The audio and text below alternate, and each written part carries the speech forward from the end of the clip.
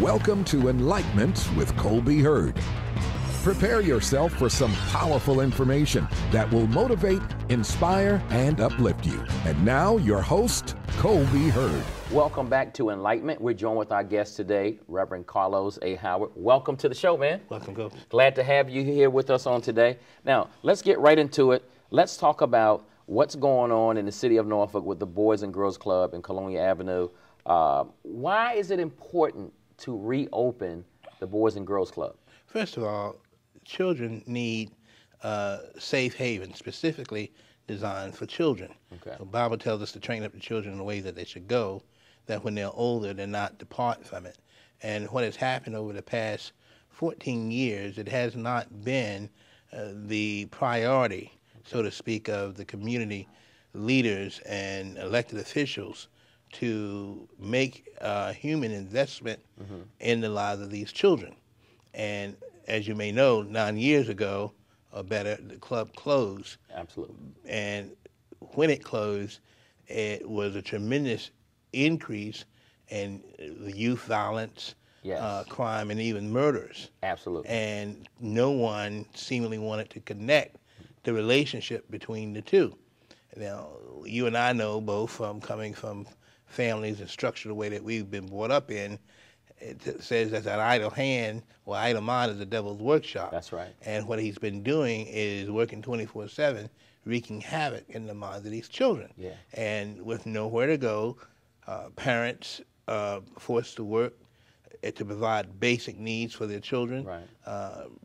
Those who have two-family households, but most specifically for single-family households headed by women, it's just been a strain, and no one's watching the children. Absolutely. So as a result of it, the influences of the gang family has come in and infiltrated Yes. and been surrogates Yes. for the traditional family. Right. And without supervision, and these children have now become doing illegal and illicit activities. Now, I'm not saying that all of the children Right. are doing it, but it's certainly enough that's going on that will bring about a mass destruction and cause one to look at the masses of the children with a jaundiced eye. Absolutely.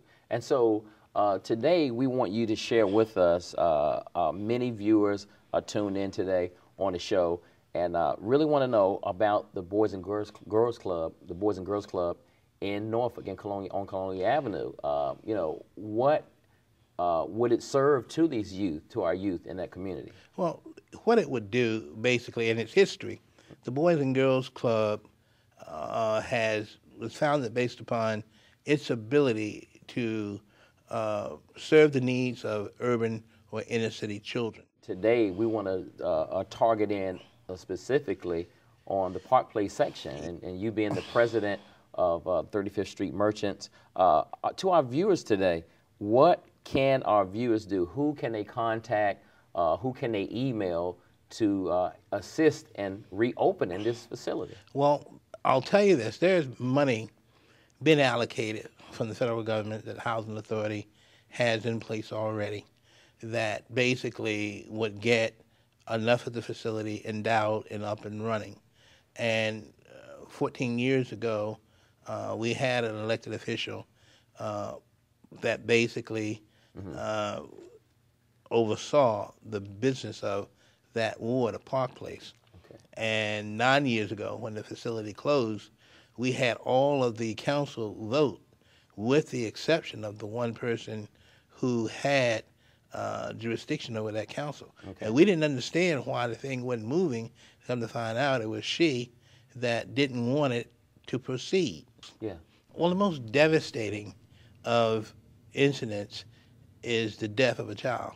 No parent wants to have to undertake that task. Yeah. However, since the closing of that facility, our company has personally funeralized 27 children. Wow. That Since the closing since of the the closing facility. of that facility. Now that's just one funeral home out of 8 or 9 citywide. Wow. And one would have been enough, but 27.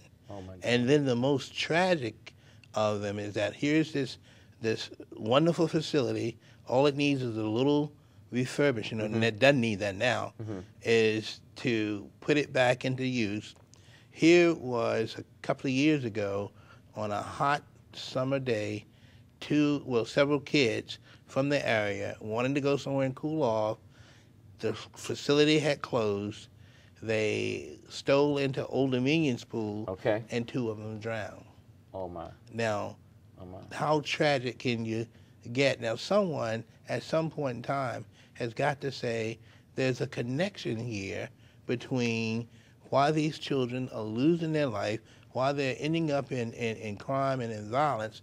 And the obvious thing is that no one's making these children a priority. Absolutely. What are we going to do? Well, it has been my concern and mission, and the owners of the property that we asked to buy the property years ago by the sanctioning of the mayor to basically hold it and they would figure something out. And they had figured something out to get it back open, but as I said earlier, is that we didn't know that the senior council person for that district didn't want it to happen. And as a result, every time we go to something, it was always, stalwart. And since that, these children have gone 9 years with nothing, death after death, and all of the children, their parents and their siblings and friends, at least the ones that we've serviced, have said if the Boys and Girls Club had been open, they would still be alive. It would have somewhere to go, something to do, be involved, after-school programs. Now, you talked a little bit about the need to have this facility because of the economy. A lot of parents, single parents, are working 2 jobs basically to survive. That's right. And it was designed for the inner city urban parents and children. However, everyone now is looking to make a buck. And fitness is a problem with the child obesity, but it is not the priority. We have got to take these children and begin to show them that we care about them.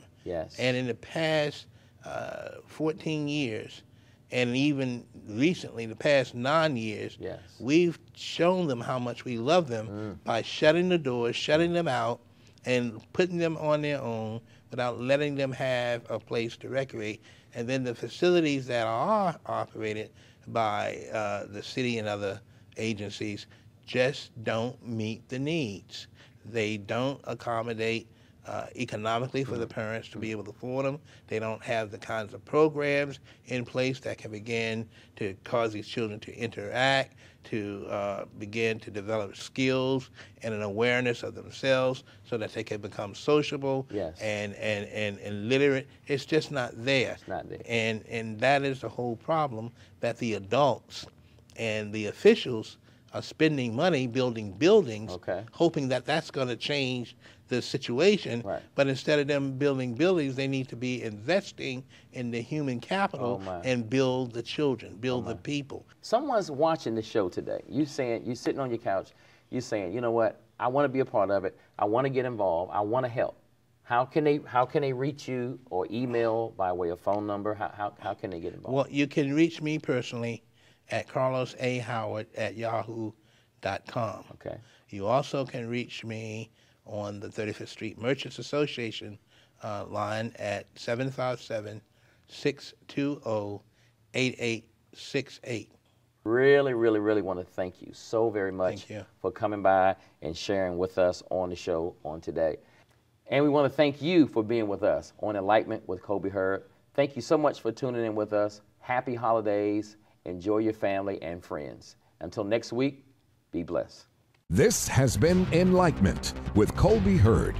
If you'd like to be a guest on the show, or if you have church or community news, email enlightenmentwithcolbyhurd@gmail.com. Until next week, be blessed.